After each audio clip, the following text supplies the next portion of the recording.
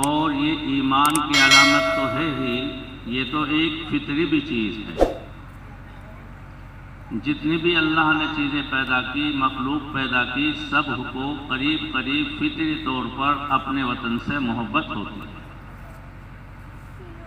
انسان تو اشرف المخلوقات ہے، اس کے علاوہ جو چھوٹی چھوٹی دوسری مخلوق ہیں ان کو بھی اپنے وطن سے محبت ہے، اپنے گھر سے، اپنے مکان سے محبت ہے۔ چڑیے ہیں، پرندے ہیں، بعض کس خوبصورتی کے ساتھ اپنے مکان بناتے ہیں، گھونسلے بناتے ہیں۔ اگر ان کے اوپر کوئی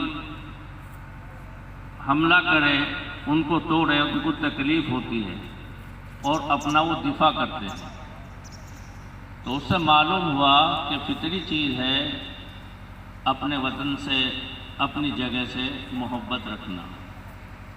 اور ایمان کا تو تقاضا ہے ہی، وطن جہاں بھی کوئی آدمی رہتا ہے وہی اس کا وطن ہے۔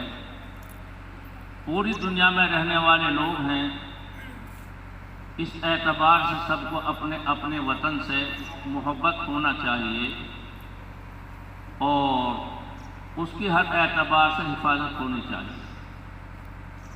لیکن ہم یہاں پر ہندوستان کے اندر رہنے والے ہیں۔ اس ہندوستان کو ایک تو ہمارا وطن ہونا ہے، اس لیے وطن ہونے کا ہمارا تعلق، اس سے محبت، اس سے تعلق۔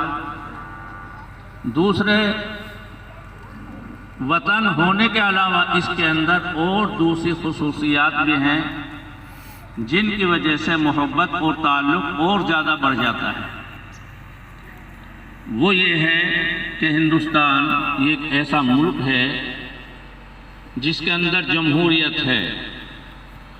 بہت سے لوگ اس کے اندر رہتے ہیں، بستے ہیں، بہت سی قومیں ہیں، بہت سی برادریاں ہیں، کچھ بڑے طبقے کے ہوتے ہیں، کچھ چھوٹے طبقے کے ہوتے ہیں، لیکن یہاں کا ایک جمہوری نظام ہے، جمہوری قوانین ہیں۔ ہر ایک کو یہاں پر رہ کر اپنے مذہب کے مطابق زندگی گزارنے کا حق ہمارا قانون دیتا ہے، اور قانون کے اندر بہت وسعت ہے۔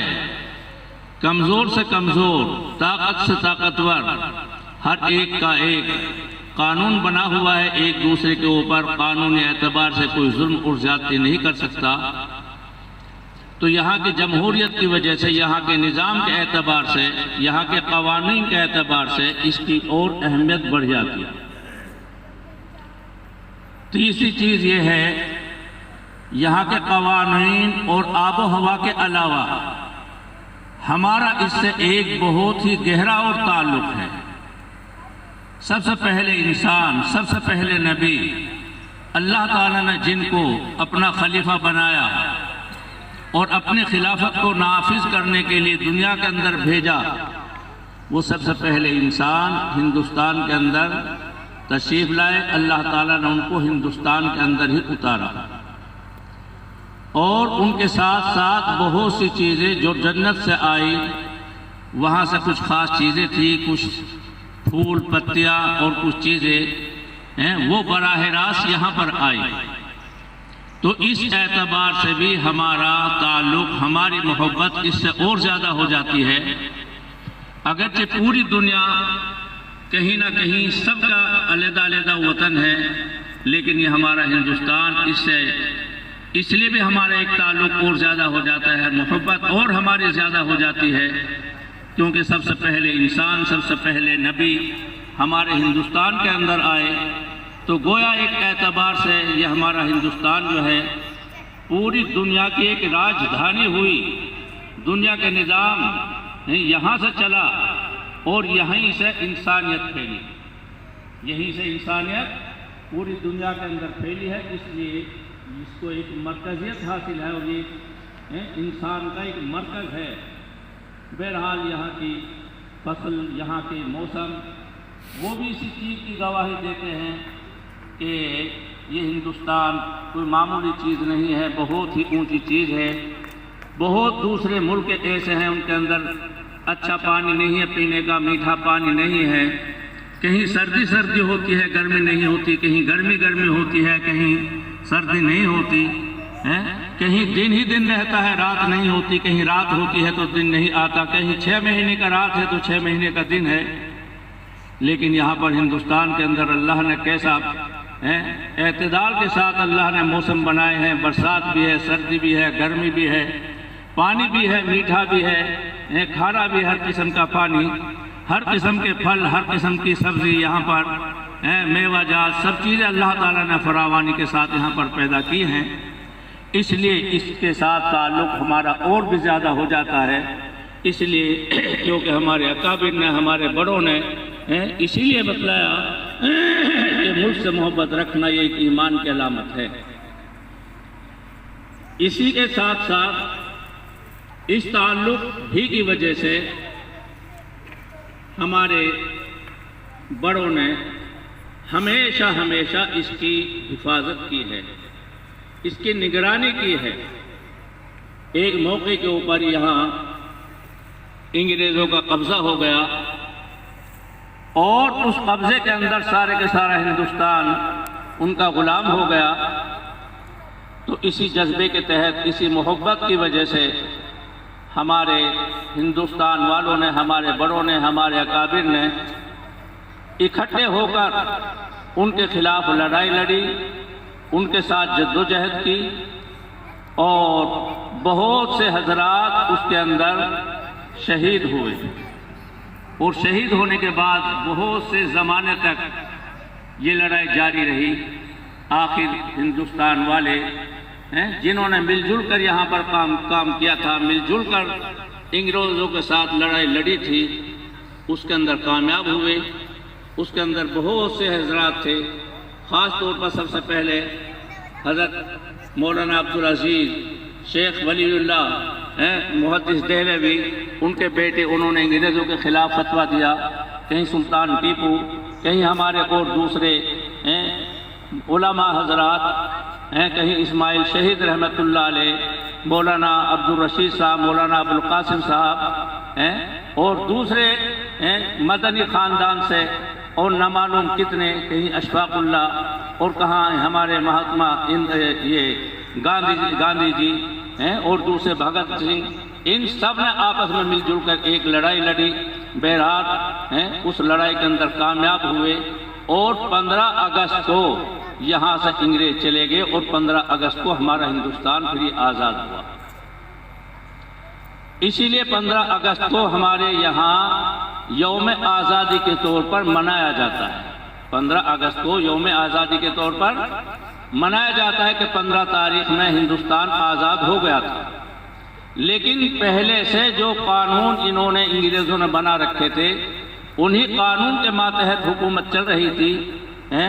پھر آزاد ہونے کے بعد بڑے بڑے حضرات، انہوں نے ایک کمیٹی بنائی، اور کمیٹی بنانے کے بعد میں یہاں کے اصول بنائے، یہاں کے قانون بنائے، اور پھر کیسے مل جل کر یہاں کا ایک نظام بنایا، قانون بنایا، اور اس قانون کو جو نافذ کیا وہ 26 جنوری کے اندر اس کو نافذ کیا گیا تھا۔ اس لیے 26 جنوری جو ہے یہ بھی ایک اہمیت رکھتی ہے کہ اصل تو 15 اگست کو آزادی ہو گئی تھی، لیکن 15 اگست کے بعد اصل قانون کے اعتبار سے جو اپنا ہندوستان کا قانون نافذ ہوا، وہ نافذ ہوا تھا 26 جنوری کو۔ اس لیے اس کو بھی اصل آزادی کے طور پر، یوم جمہوریہ کے طور پر منایا جاتا ہے کہ جمہوری نظام ہمارا اس تاریخ سے شروع ہوا۔